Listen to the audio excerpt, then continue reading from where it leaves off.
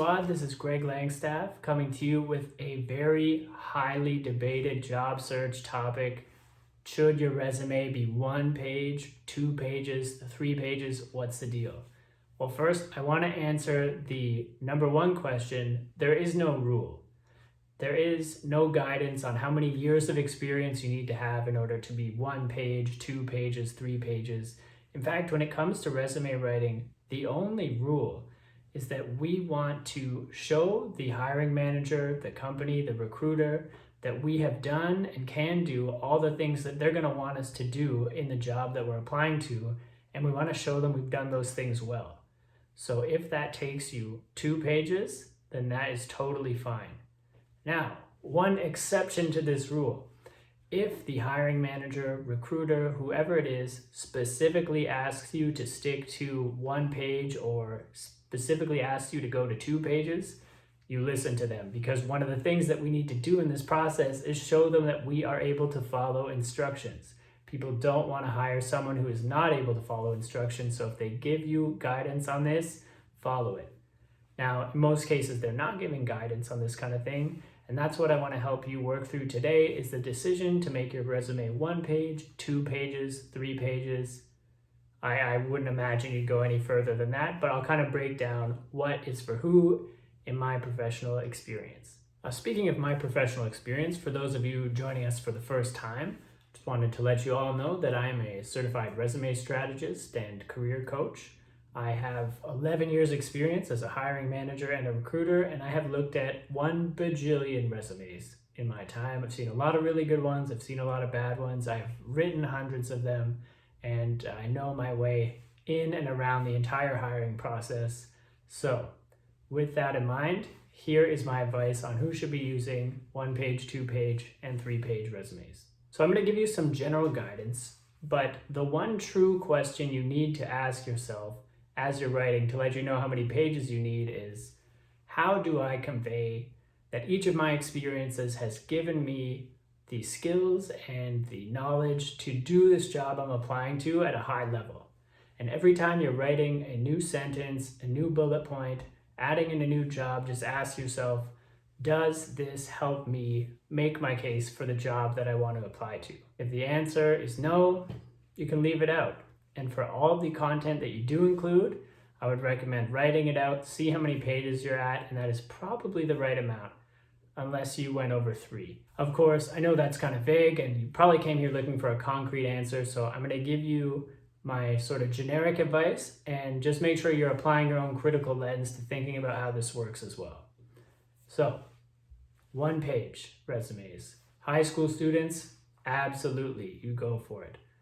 College students, probably. However, you do not have to stick to this, especially if you have lots of extracurricular experience. Maybe you're part of a student club, maybe you've done some internships, maybe you are on a student government. If you are getting into the details of these things, very possible for your resume to go over 1 page, and that's totally fine, unless people are specifically asking you to apply to a job with only 1 page. Then in that case, stay to 1 page.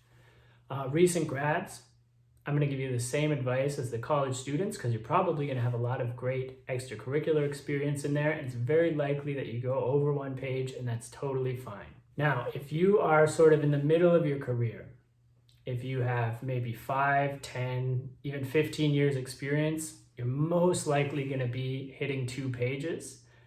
If you are in some sort of a sales type role, or you've had maybe only 1 position and you are able to condense it and keep it into 1 page, that's fine.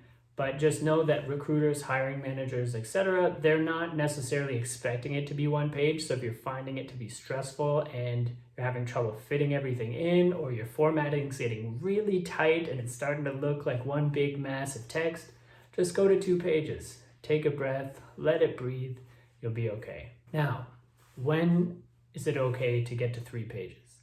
Well, in most cases, it's not.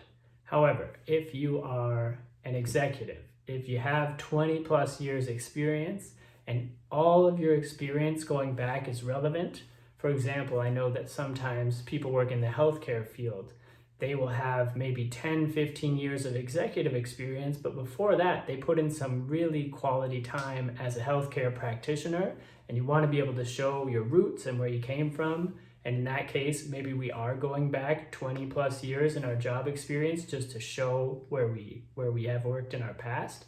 That would be a situation where, yes, going to 3 pages would be fine. If you are an academic of any sort and you've got a long list of publications, presentations, those kind of things that you need to include, that's absolutely fine as well. And honestly, other than that, I would recommend keeping it under 3 pages unless you just have so much high quality content and there's nothing in your heart that you would be comfortable removing. Then yes, I give you permission to go to 3 pages. Just know that each page is going to be less important than the previous page in terms of the content. And the recruiter, the hiring manager who are reading your resume, they need to be hooked by page 1. So whether you're doing 1 page, 2 pages, 3 pages, make sure that page 1 includes all of your best content. This includes, of course, your most relevant experience and your branding that's going to set them up for all the other content to come. And I'll create another video that's specifically about branding, but this includes things like a title for yourself, a professional summary, or a headline. We've got our key skills, our career highlights, anything that's going to show them sort of the value that is to come if they continue reading through all your great bullet points and job experience. If you have any education that is mandatory for this kind of a role, or any sort of educational credential or anything that you need to have, technical skills, whatever is mandatory to have in this job you're applying to, we want to have that stuff on page 1, regardless of the page count. We cannot rely on the recruiters, hiring managers getting to page 2, or even in circumstances, page 3. We want them to be hooked right away. So I know I've said this 100 times, but if they ask you for a specific page count, please follow their request, but otherwise it's really up to you, and I hope I've given you the tools today to help you make that decision. Now, if you do need help writing your own resume, you know where to reach me. You can also check out my How to Write a Winning Resume course, which I have linked down below. And of course, I'm here for you. I'm going to be putting out lots of great new content in the near future. So like this video, subscribe for more content, and remember, you deserve a job you love.